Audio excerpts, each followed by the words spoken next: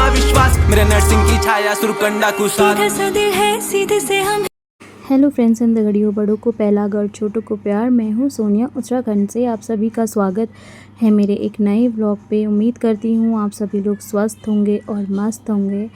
तो जिसको पता है ये कौन सा मंदिर है, प्लीज़ कमेंट करके बताइए।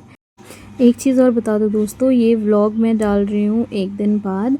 तो पहले दिन हम गए थे वट सावित्री व्रत की शॉपिंग करने के लिए। हमारे इधर वट सावित्री का व्रत मनता है, जैसे कि जैसे करवा चौथ होता है ना, it is like that only. तो इसमें सावित्री मैया की पूजा होती है और भगवान शिव की पूजा होती है। तो यहाँ पे सासू मैया और मेरी हाथों में मेहंदी लग के हो चुकी थी तैयार, और बिल्कुल मेरी सिस्टर इन लॉ ने लगाई थी, जो कि बहुत सुंदर पहली रात को। एंड दूसरे दिन सुबह होते ही अपनी पूजा की शुरुआत हो चुकी थी। तो ये वट वृक्ष है जिसकी स्पेशली इस दिन पूजा होती है। इस दिन ऐसे बोलते हैं कि सावित्री मैया ने सत्यवान जी के लिए ये व्रत रखा था जब उनकी अल्पायु में प्राण चले गए थे। तो इसी व्रत को रखकर यमराज से उन्होंने वर मांगा था 100 पुत्रों का, और तब उनको सत्यवान जी के प्राण यमराज जी ने वापस करे थे। तो यहाँ पे अब शुरू हो गया था मैया का नाम लेके मेरा व्रत भी। तो वैसे इसके पेड़ बड़े होते हैं वट वृक्ष के, बट घर के लिए हमने ये छोटा सा ही लगाया हुआ है और सारी पूजा मैं इसी में करती हूँ। आप चाहो तो आप मंदिर में भी जा सकते हो।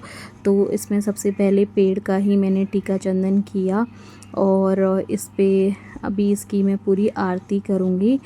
तो मैं इस जिस को अगर किसी को वट सावित्री का, अभी तो खैर व्रत चला गया है, लेकिन फ्यूचर में अगर किसी को पूरा चाहिए कि कैसे करते हैं, तो मैं आपको ये बता दे रही हूँ। तो इसमें कुछ लोग पकवान भी रखते हैं, बट ये डिपेंड करता है कि फ्रॉम द स्टार्टिंग आपने ये व्रत कैसे रखा हुआ है। जैसे मैंने स्टार्टिंग से ही इसमें पकवान वगैरह कुछ नहीं रखे हैं, मैं हमेशा से फल रखती हूँ। तो मैंने आज भी फल ही रखे थे। और जो ये फल होते हैं ये पंडित जी को दिए जाते हैं, लेकिन अगर पंडित जी नहीं हैं तो आप घर में छोटे बच्चों को या फिर आपकी जैसे सिस्टर हो उसे, अदरवाइज़ अपनी मदर इन लॉ को आप दे सकते हो ये फल खाने के लिए, क्योंकि ये फल चढ़ते पेड़ पर ही हैं। और इसमें एक चीज़ ये भी होती है, जो ये फेरे लेने वाली बात होती है, भी आपको आगे दिखेगा। तो ये भी डिपेंड करता है कि आपने फ्रॉम द स्टार्टिंग कितने उठाए हैं। इसमें आप 5, 7 या 11 उठा सकते हैं। जैसे मैंने 7 फेरे ही उठा रखे हैं। और तो मैं पेड़ में जो जब धागा बंधता है ना, तो वो भी मैं 7 गांठ लगाती हूँ। और यहाँ जैसे ये चुनरी आप लाते हैं, ये चुनरी भी इसी वृक्ष में बांधी जाती है। और साथ ही साथ कुछ चने भी इसमें भिगाए जाते हैं। जो आपको नीचे लोटा दिख रहा होगा उसमें मैंने चने डाल रखे हैं। वो चने आधे आपको खाने होते हैं जब आप व्रत खोलते हो, और आधे आपकी सासू मैया को देने होते हैं।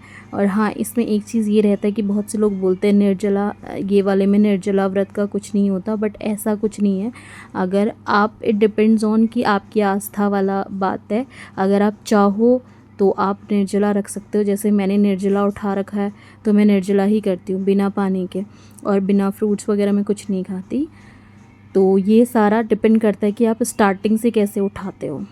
और इसमें एक चीज़ और रहती है, अगर शादी के बाद जैसे फर्स्ट साल में आप खुद से उठा सकते हो, लेकिन अगर आपको जैसे शादी के बाद से आपने नहीं उठाया है, आफ्टर अ टाइम आप उठाना चाहते हो, तो आप पंडित जी को कुंडली वगैरह दिखा के वो पैट अपैट का बताते हैं, तो उसके अकॉर्डिंगली आपको बता देंगे कि आप कब से रख सकते हो। तो ये आप व्रत भी आप उठा सकते हो। ऐसा कुछ नहीं है कि शादी के बाद नहीं उठाया तो आप नहीं कर सकते हो, आप कर सकते हो।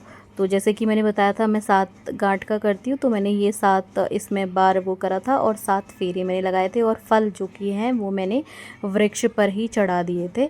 अब बारी थी फेरों की। इसमें मैंने कम दिखाए हैं, 5 ही दिखाए हैं, क्योंकि वीडियो लंबा बन रहा था। लेकिन वैसे मैंने 7 फेरे लगाए थे, क्योंकि जैसे मैंने बताया मैं 7 फेरों का ही करती हूँ। उसके बाद आपको इसी में लपेट के से बांधना होता है, और फिर ये धागा यहीं पे तोड़ देना होता है। तो यहाँ पे हमारे घर के थोड़े सुंदर फूल भी थे। और उसके बाद मेरे फेरे पूरे होने के बाद मैंने फूल चढ़ाए और थोड़ा सा आरती भी करी। फिर यहाँ पे बारी थी कहानी पढ़ने की, आप थोड़ी सुन सकते हो।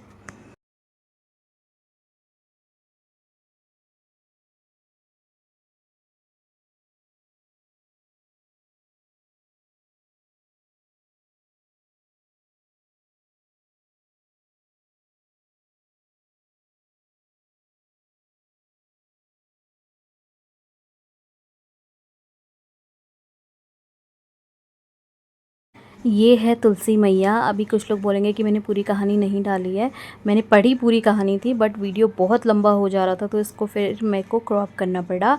और यहाँ पे आप थोड़ा सा हमारा बगीचा देखिए जिसमें आम भी लगे हुए हैं और नींबू भी लगे हुए हैं, एंड जो कि बहुत एक्सेस में लगते हैं, और इस पेड़ में तो 12 मास लगते हैं नींबू वगैरह।